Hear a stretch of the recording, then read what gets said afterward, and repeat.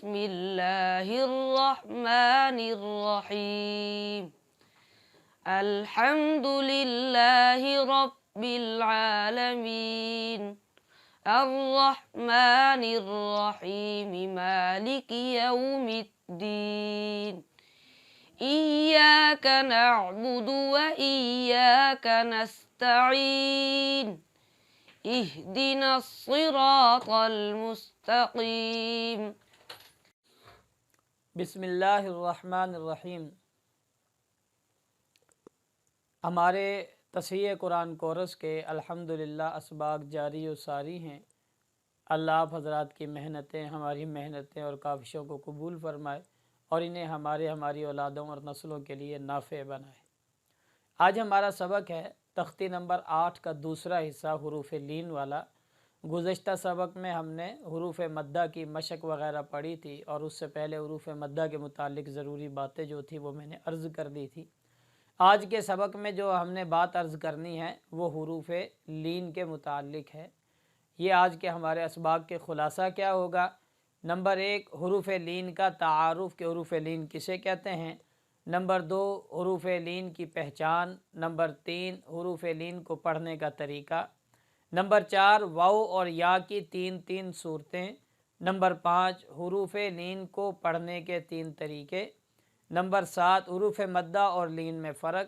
Number 8 4 غلطیوں کی نشاندہی، اور آخر کے اندر اس تختی کی ترتیب کس ترتیب پر رکھی گئی ہے یہ بات ہم عرض کریں گے۔ سب سے پہلی چیز ہے حروف لین کا تعارف۔ لین کا معنی ہے نرم، کیونکہ ان کو بھی نرم کر کے پڑھا جاتا ہے اس لیے اس کو حروف لین کے ساتھ تعبیر کرتے ہیں۔ واو ساکن اور یا ساکن سے پہلے اگر زبر ہو تو اس کو حروف لین کہا جاتا ہے۔ واو ساکن اور یا ساکن سے پہلے اگر زبر ہو تو واو لین یا لین اس کو یہ کہا جاتا ہے۔ اس کی پہچان کیا ہے؟ اس کی پہچان ہم نے جس طرح تعریف میں عرض کر دیا کہ واو ساکن ہو، اس سے پہلے چاہے کوئی بھی حرف ہو اس حرف کے اوپر حرکات میں سے اگر زبر آ جائے تو یہ واو لین ہے، اور اگر یا سے پہلے اسی طرح زبر آ جائے تو یہ یا لین ہے۔ جیسے قرآن پاک میں آیا لفظ خوف، اور اسی طرح لفظ بیت۔ اب بیت یا ساکن سے پہلے زبر ہے، اسی طرح واو ساکن سے پہلے زبر ہے تو اس کو کہیں گے واو مدہ یا مدہ۔ حروف لین کو پڑھنے کا طریقہ کیا ہے؟ حروف لین کو نرم آواز کے ساتھ جلدی سے معروف پڑھیں گے۔ حروف لین کو نرم آواز کے ساتھ جلدی سے معروف پڑھیں گے، اور حروف لین کو آدھے الف کی مقدار کھینچ کر پڑھیں گے۔ حروف مدہ میں آپ نے پڑھا تھا کہ 1 الف کی مقدار کھینچ کر پڑھتے ہیں، تو حروف لین میں آدھے الف کی مقدار اس کو کھینچ کر نرمی کے ساتھ ادا کریں گے۔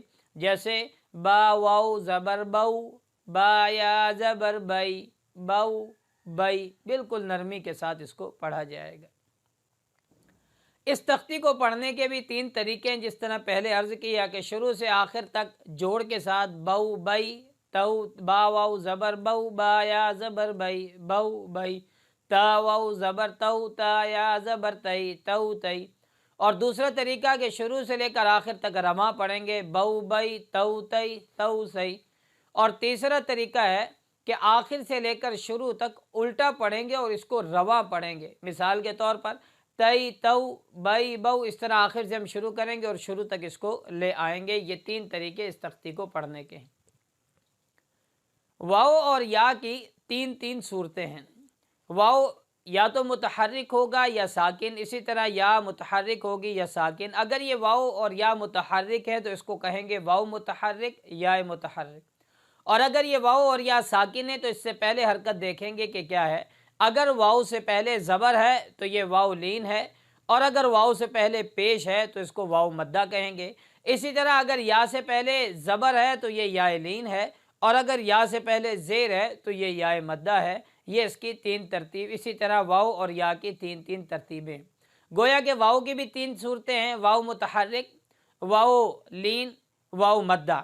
جب واو مدہ ہو تو اس کا مخرج آپ نے پڑھا تھا، پہلا مخرج جوف دہن ہے، زبان اور تالو کے درمیان والا جوف خالی حصہ، وہاں سے یہ واو مدہ اور یا مدہ ادا ہوتے ہیں۔ और अगर वाव मुतहर्रिक हो या वाव लीन हो तो फिर इसका मखरज शफविया है, यानी ये होंठ से अदा किए जाएंगे।